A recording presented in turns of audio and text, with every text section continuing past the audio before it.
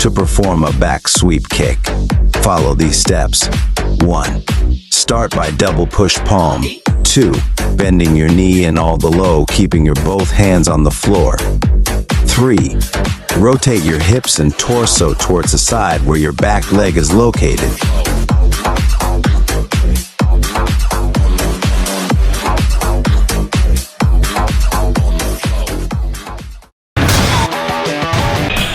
To perform a back spin kick with 3 steps, follow these steps. Step 1. Establish a solid stance. Begin by standing with your feet shoulder width apart and your body facing forward. Step 2. And spin. Lift your back leg as you pivot.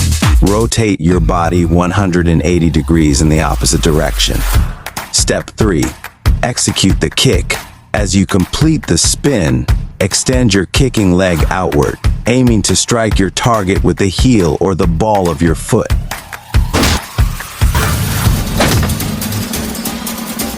Roundhouse kick tutorial.